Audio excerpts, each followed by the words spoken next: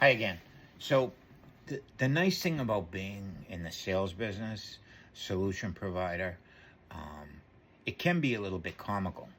You're gonna have people, your customers, ask you questions that you're going to want to burst out laughing, but no, you can't.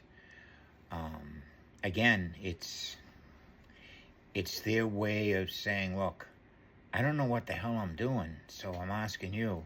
So if I sound stupid, please don't laugh at me." And again, we do this every day, so we're used to it. A good customer, every 4 to 5 years, he's out negotiating to buy himself a new vehicle.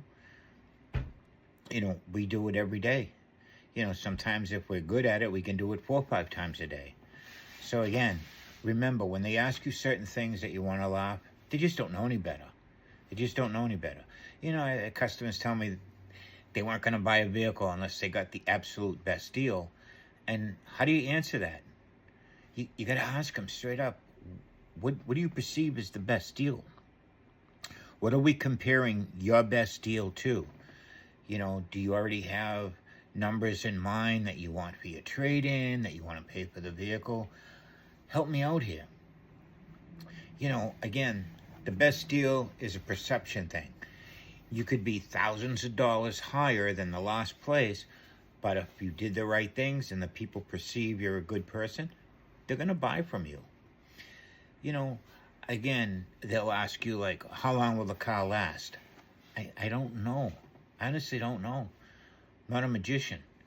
If I knew that answer, I wouldn't be here. I'd be on my own island, because I'd be hitting the lottery once, twice a month. And I'm not talking the daily, I'm talking the big lotteries.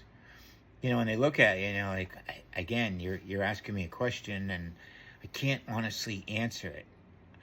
I can answer a little bit, but I can't honestly answer it. I don't know. Your car could run 1,000,000 miles. Or, I don't know, you got a warranty. You could be here 20 times while you're in warranty. I don't know that answer. Again, you got to understand, they don't know. They don't know. That's why they come to us. They're looking for us to guide them, provide a solution, get them a deal, and move on. And be nice about it.